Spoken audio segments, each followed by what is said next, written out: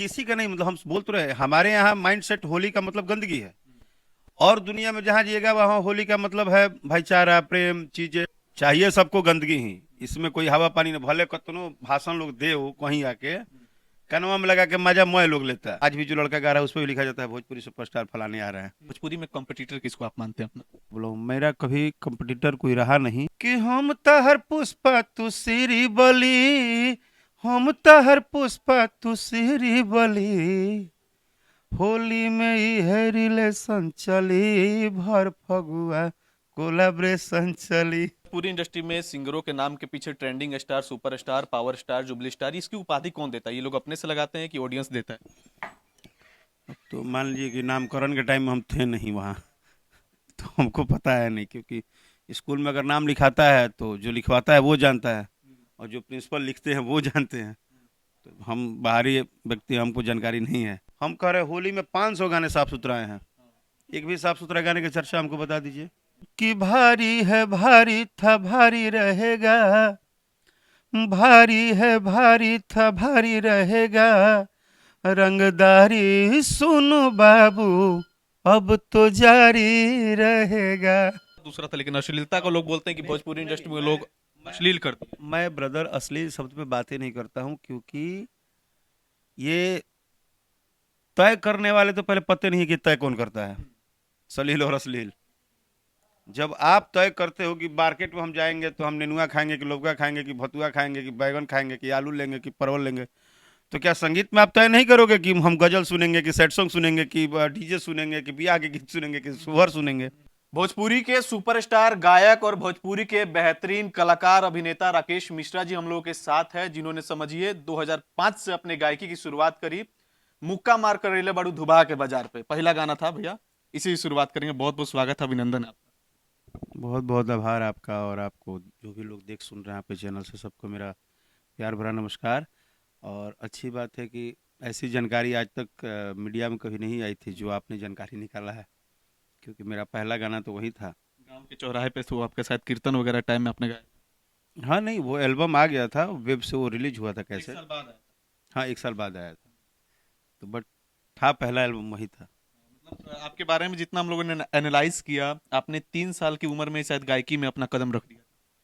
नहीं, मैं 7 7 या 8 साल का था तो मैं पहली बार वो मंदिर पे हर कीर्तन गाने गया था। याद है कुछ लाइन सर? वो अलग था, उसका किसी गीत संगीत से मतलब, कीर्तन कीर्तन होता रहा, हरे राम हरे कृष्ण था बस। अच्छा, आपको एंग्री यंग भी कहा जाता है भोजपुरी इंडस्ट्री में, बड़ा जल्दी आप जो है गुस्सा वगैरह हो जाते हैं, इसमें कहाँ तक सच्चाई? नहीं, मुझे लगता है कि वो हर आदमी का एक अपना नेचर होता है। मैं जिस लाइन में हूँ, इस लाइन में अस्पष्टता कम चलता है। जैसे फैक्ट बोलना, फैक्ट रहना, एक तरीके से बातों को रख देना, बोल देना। यहाँ पे थोड़ा वो चलता है कूल माइंड, कि मैंने ठीक है, कुछ हो भी रहा है तो हाँ ठीक है, उसमें हाँ में हाँ करना है, बट ऐसा नहीं है, नेचर सबका अलग होता है। तो मेरा इफेक्टिबल नेचर रहा है, तो वो ये मेरा नेचर है कि स्पष्ट बोलेंगे, या जो होगा सामने बात होगी। क्लियर। हाँ, लेकिन वो क्लियरिटी जो है वो दूसरे वे में चेंज हो गया, वो लोगों को मतलब इसको हवा बना दिया गया कि मैं एग्रेसिव हूँ या बड़ बोले हैं, कुछ भी बोल देते हैं। ऐसा नहीं है। अच्छा, आज के दौर में जहाँ भोजपुरी कलाकार स्टेज पे जो कुछ भी बोल रहे हैं, उससे आप कहीं ना कहीं सबसे अलग हैं, क्यों मतलब आप अलग चलते हैं? क्योंकि मैंने आपको बोला कि एक नेचर होता है, कुछ भी करने के लिए कुछ भी नहीं हो सकता है, और अगर हो सकता है तो फिर कुछ भी हो सकता है, दोनों बात है। तो मुझे लगता है कि मैं खुद भी बोलता हूँ और किसी को बोलता भी हूँ कि तत्कालिक तो कोई सक्सेस चाहिए नहीं, जो बहुत जल्दी है। जल्दी तो सबको है दुनिया में, हर आदमी चाहता है कि हम बहुत बड़ा बने, लेकिन तत्कालिक सक्सेस तो चाहिए नहीं। तो इसलिए जब तत्कालिक नहीं चाहिए तो फिर मेहनत करिए, और मेहनत करिए तो वेट करिए। तो वेट होगा तो फिर ये सब टेंशन नहीं होगा कि अभी ये कर दे चाहे वो बोल दे। और मंच जो होता है या कोई भी जगह, आपको इतना तो पता है कि लोग होते हैं, हाँ उसमें दोनों 50-50 होते हैं। 50 मज़ा लेने वाले भी होते हैं, और 50 ये भी सोचते हैं कि क्या हो रहा है, क्या नहीं हो रहा है। तो ठीक है, वहाँ तक नहीं सोचते हैं हम। 2005 में जो आपका वो गाना आया था हरे कीर्तन वाला जो आपने बता रहे थे, उस समय से लेके इस समय तक क्या कुछ कठिनाइयाँ आपको फेस करनी पड़ी इस मंच मुकाम तक आने के लिए? ये कठिनाइयाँ नहीं है। आप जब किसी एक बड़े ख्वाब के पीछे चलेंगे तो ये तो टाइम है ना। बादल गरजेंगे, बारिश होगी, पैर स्लिप करेंगे, कभी बाढ़ आएगा, नेटी पर पानी भी आपको ऐसे करना होगा। तो ये दौर है लाइफ का, तो इसमें वो कंटिन्यू चलते रहता है, लेकिन आपका मोटो क्लियर है कि आपको क्या करना है, तो इसलिए आप इन सब चीज़ों को बहुत मतलब हावी नहीं करते हैं। तो मुझे लगता है कि मैं कभी हावी नहीं किया हूँ। जब जैसे तब तैसे जो चल रहा है ठीक है। अच्छा हुआ तो बहुत अच्छा, बुरा हुआ तो भी बहुत अच्छा। मतलब अरे जिसने भेजा है उससे ज़्यादा किसको पता है, वो सब जानता है क्या हो रहा है। ये कुछ सवाल जो है भोजपुरी इंडस्ट्री से जुड़े हम लोग करते हैं। भोजपुरी में कॉम्पिटिटर किसको आप मानते हैं अपना? मैंने हमेशा बोला है, हर मीडिया के सवाल पे मैं ये बोला हूँ, मेरा कभी कंपटीटर कोई रहा नहीं, क्योंकि मैं कंपटीटर के हिसाब से काम नहीं करता हूँ। मैं इस हिसाब से काम करता हूँ कि मैं क्या करूँगा या किस तरह से मेहनत करूँगा, कब करूँगा, चाहे उसके लिए जितना मेहनत और संघर्ष करना पड़े, कि एक ही बंदा बोले लेकिन ये बोले कि भाई थोड़ा डिफरेंट सोचता है बंदा। तो इसलिए इसलिए मैं कभी सिमिलर नहीं बन पाता हूँ। जैसे होता है ना कि आपसे कंपटीशन तब होगी जब हम सोचेंगे कि आपके जैसा शर्ट पहने, ये कर दे वो कर दे। 2 करोड़ का गाड़ी लिए हम 5 करोड़ का लिए। नहीं नहीं, हमारा वो गाड़ी तो गाड़ी और घर और आपका रहन सहन थोड़े आपका कंपटीशन है। वो तो आपकी पर्सनल स्वेच्छा जीवन है। वो तो आप अपने सुख शांति के लिए करते हो ऐसा। अच्छा आप बताइए, कौन सा ऐसे व्यक्ति है जो गाड़ी खरीद के 20 करोड़ का वो दे दिए हैं कि लीजिए हमारे जनता इस पर घूमिए। ऐसा तो नहीं होता है ना। आप गाड़ी घर बंगला खाना पीना तो ये आपका आपका स्वेच्छा, आपकी जीवन के लिए है। आप मेहनत करते हैं, ईश्वर आपको दिए है, आप वहाँ घूमते हैं। उसका कंपटीशन से लेना देना नहीं है। कंपटीशन जो है वो अपने वर्क से है, कि अभी तक क्या किए हैं, जमाना कहाँ है, जमाने के हिसाब से आगे हमें क्या करना है, और सबको बचाते हुए कैसे चलना है। भोजपुरी का सबसे बड़ा स्टार को? सबसे बड़ा स्टार भोजपुरी है। सबसे बड़ा भोजपुरी भाषा स्टार है। इसमें जो है वो सब स्टार है। आप भोजपुरी में बताइए, कहीं ये नहीं लिखाता है। कोई भी हमको बताइए, कहीं लिखा जाता है कि नहीं? हर जगह लिखा जाता है। कोई भी मंच देखिए कहीं भी, आज भी जो लड़का गा रहा है उस पर भी लिखा जाता है भोजपुरी सुपरस्टार फलाने आ रहा है। तो भाषा स्टार है। भोजपुरी इंडस्ट्री में सिंगरों के नाम के पीछे trending star, super star, power star, jubilee star, इसकी उपाधि कौन देता है? ये लोग अपने से लगाते हैं कि ऑडियंस देता है? तो मान लीजिए कि नामकरण के टाइम में हम थे नहीं वहाँ, तो हमको पता है नहीं, क्योंकि स्कूल में अगर नाम लिखाता है तो जो लिखवाता है वो जानता है, और जो प्रिंसिपल लिखते हैं वो जानते हैं। तो हम बाहरी व्यक्ति, हमको जानकारी नहीं है। आप नहीं सोचते कि आपके नाम के पीछे भी कोई ऐसे स्टार टैग वर्ड कुछ लगे? मैं आपको बोला ना कि मैं किसी भी बनावटी चीज़ों पे ज़्यादा ध्यान नहीं देता हूँ। मैं आपको पहले ही बोला कि जैसे आपने सवाल हमसे पूछा कि आप एग्रेसिव हैं, लोग बोलते हैं ऐसा। मुझे फेक दुनिया से बिल्कुल अलग रहता हूँ। जो है जितना है सिंपलिसिटी में ठीक है। हाँ बस। हाँ, जो काम करने आया हूँ संगीत मतलब गाना बजाना, उसमें खराबी ना हो। दिल के सबसे करीब गाना आपके? मेरे दिल के सबसे करीब गाना, मैं सही बोलूँ तो संगीत इतना ज़्यादा मेरे करीब है कि मैं उसमें कभी भी दोहरा मापदंड नहीं कर पाया हूँ कि ये अच्छा और ये बुरा। अब आपको ताजुब हो जाएगी कि जो गाना मेरा अगर 1,000 भी मतलब 1,000 भी व्यू आया होगा, हो सकता है कि वो भी हमको इतना ही प्यारा है।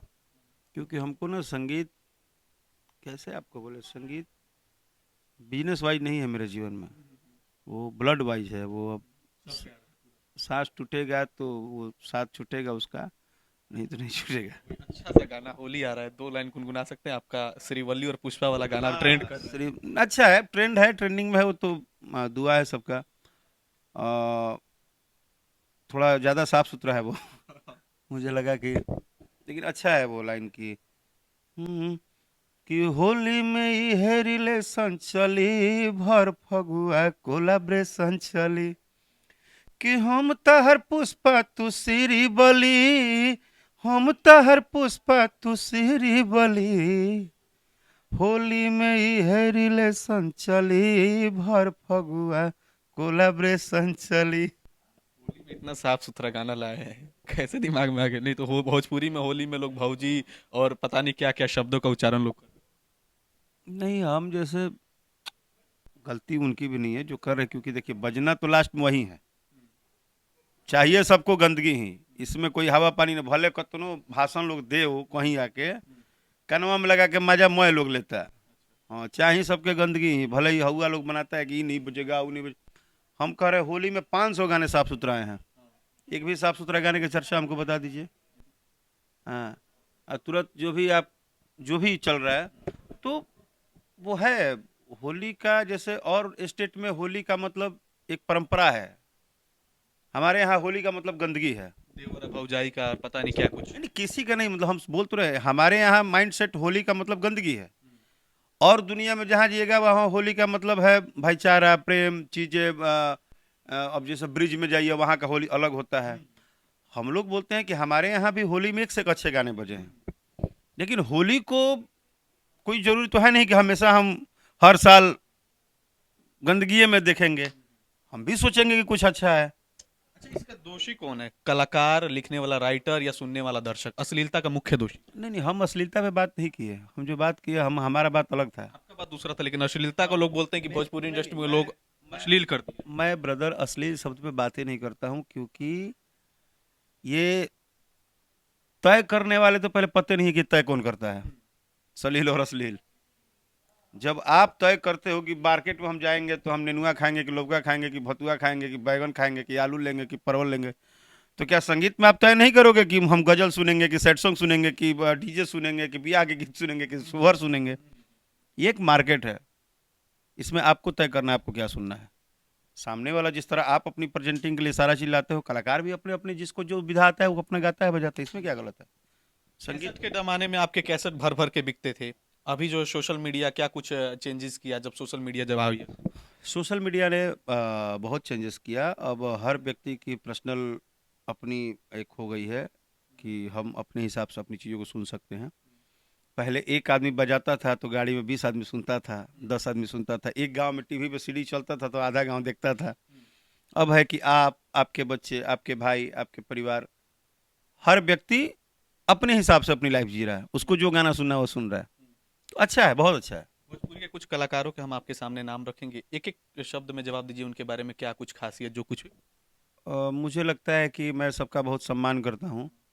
इस सवाल से हमको दूर कर दीजिए तो अच्छा है, क्योंकि वो जानते हैं बहुत प्रेम सबके लिए आभार है तो आभार है, ठीक है, सब अच्छा है।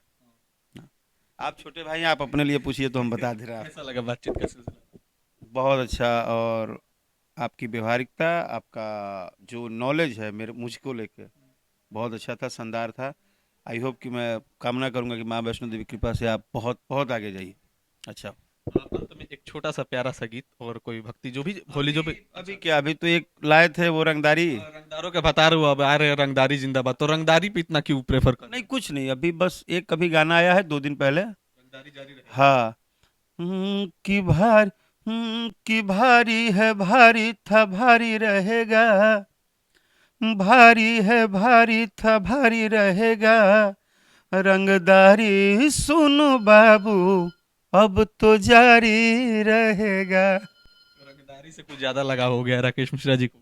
नहीं, हम बोले ना आपको, हम संगीत में भी ना मजा लेते हैं। जब रंगदारी भी गा रहे हैं तो गीत गा रहे हैं, उसमें आप सुन लीजिए, कोई उसमें कोई की लहरी और बंदूक ना, और छर्रा, ये सब बात नहीं। नहीं बात उसकी उसकी हो, वो रंगदार का एक मूड होता है जीने का, लेकिन हम आपको क्या बोले, उसमें आप कोई कास्टिज्म नहीं सुनेंगे। मैं संगीत को संगीत की तरह एंजॉय कर रहा हूँ बस। जातिवाद को लेकर क्या कहिएगा? अंत में एक सवाल बस, भोजपुरी इंडस्ट्री में जातिवाद को लेकर। कुछ नहीं यार, कोई कुछ नहीं करता है, नारायण बैठे हैं वही करते हैं, ये सब सब धरा रह जाता है यार।